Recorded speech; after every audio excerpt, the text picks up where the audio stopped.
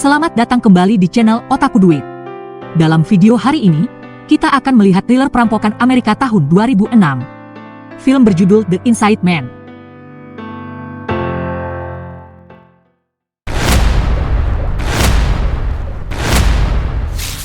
Film dimulai dengan narasi seorang pria bernama Dalton Russell. Dia berada di dalam sel yang tidak ditentukan dan menjelaskan bagaimana dia berhasil melakukan perampokan ban yang sempurna. Ini adalah hari sibuk yang normal di ban di mana orang-orang mengantri untuk melakukan transaksi ban. Satpam meminta wanita yang sedang menelepon untuk merendahkan suaranya karena mengganggu pelanggan lain. Seorang pria bertopeng dan berpakaian seperti pelukis memasuki ban. Petugas keamanan tidak memeriksanya karena dia terlihat seperti petugas pemeliharaan. Dia mematikan semua kamera CCTV di dalam ban dengan perangkatnya tanpa kesulitan. Ketika kamera sudah dimatikan, perampok lainnya masuk ke ban, mengunci pintu depan dan melemparkan gas air mata ke dalam ban. Mereka memerintahkan orang-orang untuk turun ke lantai dan memperingatkan mereka bahwa jika ada yang terlihat berdiri setelah 4 detik, mereka akan terkena peluru di otak. Seluruh masyarakat, termasuk para lansia yang kesulitan bergerak, tidak punya pilihan selain menuruti perintah para perampok tersebut. Asap keluar dari ban, sehingga warga yang bersangkutan memberitahu petugas polisi yang berpatroli di sekitar area tersebut. Petugas polisi mencoba membuka pintu tetapi terkejut ketika seorang perampok membukanya dan menodongkan pistol ke arahnya. Perampok memberitahu petugas polisi bahwa mereka memiliki sandera di dalam, dan mereka akan mulai membunuh orang jika polisi mendekati pintu ban. Petugas polisi buru-buru melaporkan bahwa ada situasi penyanderaan di bursa ke-20, Manhattan Trust dan meminta bantuan. Detektif Kate Frazier baru saja menyelesaikan percakapannya dengan pacarnya di telepon. Saat dia berbicara dengan rekannya detektif Bill Mitchell, supervisor mereka mendekati mereka dan memberitahu mereka bahwa mereka akan mengawasi negosiasi perampokan ban di Manhattan Ban. Keduanya haus aksi sehingga bersemangat berangkat ke lokasi. Petugas polisi buru-buru mengepung ban dan mengamankan lokasi. Media juga datang untuk meliput situasi tersebut. Mr. Arthur Case, pemilik ban, sangat terkejut dan terganggu ketika sekretarisnya memberitahu dia tentang perampokan dan kemajuan ke salah satu cabang mereka di Manhattan. Akhirnya detektif Kate dan Bill tiba di lokasi dan menanyakan situasi kepada petugas polisi. Saat berada di dalam ban, para perampok menyita kunci dan ponsel sandera. Mereka membaginya menjadi beberapa kelompok dan menempatkannya di ruangan yang berbeda.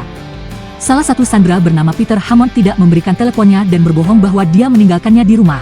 Tetapi perampok menelepon teleponnya dan mengetahui bahwa dia menyembunyikannya di dalam ruangan. Perampok membawanya ke ruangan dengan jendela buram. Para sandera lain melihat bagaimana dia menjatuhkan pria malang itu. Karena takut, seorang pria Arab secara sukarela memberikan kunci mobilnya, dan anak laki-laki tersebut memberikan PSP-nya, namun perampok tersebut menyuruh anak muda tersebut untuk menyimpannya dan memperingatkan para sandera bahwa mereka akan menjatuhkannya juga jika mereka tidak mengikuti perintahnya. Perampok membagi sandera menjadi pria dan wanita dan meminta mereka untuk menanggalkan pakaian dalam mereka, tapi seorang wanita tua menolak, jadi dia memanggil perampok lain dengan panggilan yang disetujui Stevie untuk mendapatkan wanita tua itu dan membawanya ke ruangan lain. Setelah itu, dia memerintahkan para sandera yang tersisa untuk mengenakan jas dan topeng hitam. Para detektif memasuki truk NYPD dan berbicara dengan kepala polisi. Sepertinya detektif Kate tidak memiliki hubungan baik dengan kepala polisi, tapi mereka tidak punya pilihan selain bekerja sama satu sama lain. Kedua detektif itu sekarang meminta rompi dan keluar dari truk untuk memeriksa apa yang terjadi. Para perampok membagi para sandera menjadi beberapa kelompok, menempatkan mereka di ruangan yang berbeda dan memerintahkan mereka untuk menjatuhkan wajah mereka ke lantai. Salah satu sandera mengalami kesulitan bernapas karena gangguan jantung. Para perampok melepaskan sandera itu. Polisi memborgolnya dan mewawancarainya untuk mengetahui apa yang terjadi di dalam. Para perampok memeriksa kamar tetapi melewati kamar dengan uang. Sepertinya mereka ada di sana untuk hal lain. Tuan Case menelepon Madeleine White, seorang pialang kekuasaan. Madeleine terkejut mendengar bahwa sang pendirilah yang menelepon secara pribadi sehingga dia berasumsi bahwa situasinya mendesak. Arthur memberitahu Madeleine bahwa dia akan menjemputnya di kantor setelah 5 menit dan dia setuju. Sebuah video diputar di mana para detektif menginterogasi beberapa sandera ban, tetapi mereka gagal mendapatkan informasi apapun. Kepala NYPD memberitahu detektif bahwa perampok tersebut melepaskan salah satu sandera yang menderita nyeri dada.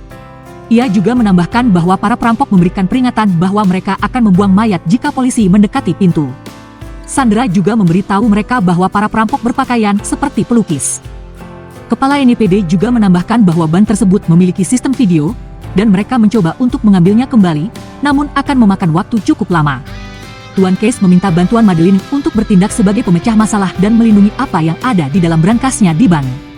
Madeline meyakinkan Arthur untuk memberitahunya isi kotak itu, tapi dia ragu-ragu dan hanya menggambarkannya sebagai barang berharga yang tidak menimbulkan bahaya bagi siapapun kecuali dia. Madeline setuju untuk bekerja sama dengan Arthur. Salah satu perampok melepas topengnya dan menggali lubang di salah satu ruangan ban. Detektif mengetahui bahwa perampok mematikan kamera CCTV menggunakan sinar inframerah dari senter. Karena itu, mereka tidak memiliki bukti ada orang yang keluar atau masuk ban tersebut. Para perampok sekali lagi melepaskan sandera lain yang kebetulan adalah salah satu pegawai ban. Dia memiliki tas kerja yang tergantung di tubuhnya yang berisi tuntutan para perampok. Pada awalnya, dia tidak mau menjawab pertanyaan penyelidik karena menurutnya dia tidak dihormati karena agamanya, namun akhirnya bekerja sama setelah para detektif meyakinkannya. Tuan Case secara pribadi menemui penyelidik dan meminta kabar terkini mengenai situasinya. Mereka memberitahu pemilik ban bahwa perampok meminta 2 bus dan 1 jet jumbo dengan tangki bensin penuh dan pilot dan mereka hanya memberi polisi sampai jam 9 malam. Atau mereka akan membunuh 1 orang setiap jamnya di depan media. Pak Case menawarkan bantuannya, namun penyidik menolak dan dengan sopan memintanya turun dari bus.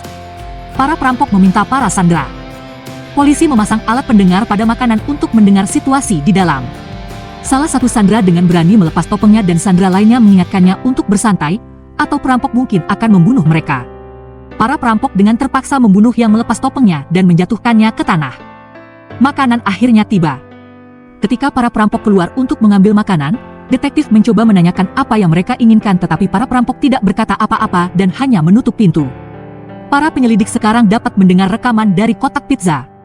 Mereka kesulitan memahami bahasanya, jadi mereka bertanya kepada orang-orang di sekitar, dan seorang pekerja menjawab bahwa mereka berbicara bahasa Albania. Para penyelidik segera menelepon konsulat Albania dan menanyakan apakah mereka dapat meminta seseorang untuk menerjemahkan rekaman tersebut untuk mereka. Salah satu perampok memberikan makanan kepada anak laki-laki yang sendirian di dalam ruangan dan meletakkan PSP. Dia mengkhawatirkan masa depan anak laki-laki tersebut karena dia memainkan permainan yang penuh kekerasan. Anak laki-laki itu menganggap merampok ban itu keren. Dia meminta anak laki-laki itu untuk menghabiskan makanannya, dan mereka akan menemui ayahnya untuk menghentikannya bermain permainan.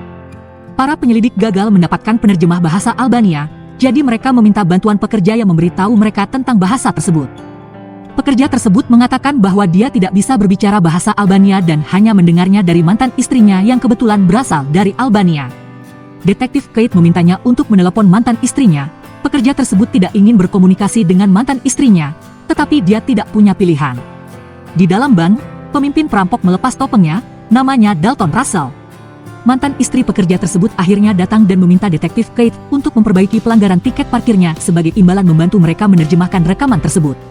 Wanita itu tertawa terbahak-bahak saat mendengarkan audionya. Dia mengatakan bahwa itu adalah rekaman propaganda mendiang Presiden Albania. Penyidik akhirnya menyadari bahwa para perampok sudah mengantisipasi situasi tersebut. Para perampok membuka kotak pengaman. Mereka tidak mendapatkan apapun kecuali hanya sebuah amplop yang berisi dokumen. Madeline menyuap detektif Kate untuk mengizinkannya terlibat dalam situasi tersebut dan masuk ke dalam ban untuk mendapatkan dokumen penting tetapi detektif tersebut menolak tawaran tersebut. Dalton, pemimpin perampok, berkomunikasi dengan detektif Kate dan meminta kabar terbaru tentang tuntutannya. Detektif tersebut mencoba menenangkan pemimpinnya dan berjanji bahwa dia akan melakukan yang terbaik untuk memenuhi tuntutannya. Para perampok meminta 1 set makanan lagi. Mereka juga mampu menggali lubang yang dalam di dalam ban. Sore harinya, Madeline akhirnya meyakinkan detektif Kate. Dia menelepon Dalton dan menyerahkan telepon ke Madeline. Dia meyakinkan Dalton untuk membiarkannya masuk ke dalam ban. Dia menawarkan $2 juta kepada Dalton jika dia mau memberikan dokumen Tuan Case. Dia menolak dan bercerita tentang seorang Amerika yang pernah bekerja di sebuah bank di Swiss selama Perang Dunia II dan pria itu menggunakan posisinya di Nazi untuk menjadi kaya sementara orang-orang di sekitarnya dilucuti dari semua yang mereka miliki dan gunakan miliknya. Uang darah untuk memulai sebuah ban. Dalton merujuk pada Tuan Case, pemilik Manhattan Trust Bank. Madeline keluar dari ban dan detektif Kate menginterogasinya tetapi gagal mendapatkan informasi yang valid. Dia hanya memberitahu bahwa perampok itu bukanlah pembunuh, tapi detektif Kate tidak percaya. Detektif Kate menelepon Dalton dan memberitahunya bahwa pesawat sudah siap, tapi dia ingin masuk ke dalam untuk memeriksa para sandera. Dia setuju. Para perampok memeriksa detektif Kate secara menyeluruh sebelum mereka mengizinkannya masuk. Dia meminta Dalton untuk melepaskan anak muda itu, tapi dia menolak dan mengantarnya keluar ban. Namun alih-alih keluar dengan damai, detektif Kate mencoba melepaskan masa Dalton yang sangat mengganggunya. Dia memanggil detektif Kate dan memerintahkan dia untuk mengarahkan kamera CCTV di lantai 2 gedung. Para penyelidik terkejut melihat perampok membunuh salah satu sandera. Karena marah, Detektif Kate menghadap Dalton. Dalton mengatakan bahwa dia sudah memperingatkannya tetapi tidak mendengarkan dan menambahkan bahwa dia akan membunuh lebih banyak orang jika permintaan mereka tidak dikabulkan secepatnya. Atasan Detektif Kate datang dan menyalahkan dia atas kematian sandera. Karena eksekusi salah satu sandera, tim unit layanan darurat berencana menyerbu ban. Detektif Kate mengetahui bahwa para perampok mengganggu mereka dengan meletakkan alat pendengar ke tas kerja yang mereka kirimkan bersama sandera. Dia buru-buru memanggil kepala NYPD untuk menghentikan rencana mereka menyerbu ban karena dia tahu bahwa para perampok mendengar seluruh percakapan mereka tetapi NYPD menolak untuk mendengarkan dan akan melanjutkan rencana tersebut. Dalton mendengar semuanya untuk menyatukan semua orang. Setelah itu, mereka meledakkan granat asap dan keluar dari ban bersama para sandera. Polisi menembak beberapa orang yang keluar dari ban. Kepala NYPD meneriakkan gencatan senjata karena mereka tidak tahu siapa perampok dan sanderanya. Polisi menyelidiki semua orang yang keluar dari ban tetapi tidak berhasil membedakan perampok dan sandera. Kemudian, mereka menggeledah ban dan menemukan bahwa senjata yang digunakan para perampok itu palsu dan hanya replika.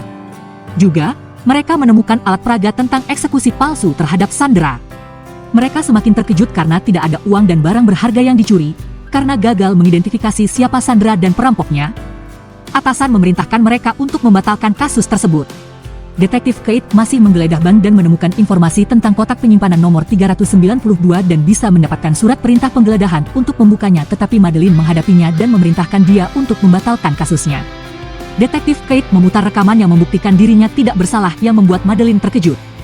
Madeline menemui Tuan Case untuk memberitahunya bahwa dia tidak perlu mengkhawatirkan Detektif Kate. Dia juga memberitahu dia bahwa pemimpin perampok memberitahu dia bahwa dia menjadi kaya karena Nazi, dan dia mengakui semuanya. Tuan Case menyuap Madeline agar merahasiakan semuanya. Dalton mengulangi pidato pembukaannya tentang perampokan ban yang sempurna. Dia bersembunyi di balik tembok palsu yang dibuat para perampok di dalam ruang persediaan ban. Dia keluar seminggu setelah perampokan dengan dokumen dan berlian MR Case. Dalam perjalanan keluar dari ban, dia bertemu Detektif Kate yang tidak mengenalinya. Dia dengan damai keluar dari bank dan memasuki sebuah van yang berisi perampok lain yang berhasil melarikan diri dengan bercampur dengan para sandera. Detektif Kate membuka brankas dan menemukan pesan Dalton untuk mengikuti ring. Setelah itu dia mengunjungi MR Case untuk mengkonfrontasinya mengenai Nazi tapi dia menyangkal segalanya. Jadi dia langsung menemui Madeline untuk meyakinkannya agar melaporkan MR Case ke kantor masalah kejahatan perang. Akhirnya, Detektif Kate pulang dan berpelukan dengan pacarnya. Setelah itu, dia menemukan berlian lepas di sakunya dan menyadari bahwa Dalton menyelipkannya saat mereka bertabrakan di ban. Terima kasih telah menonton. Jangan lupa subscribe dan nyalakan lonceng notifikasinya untuk mendapatkan update video terbaru dari kami.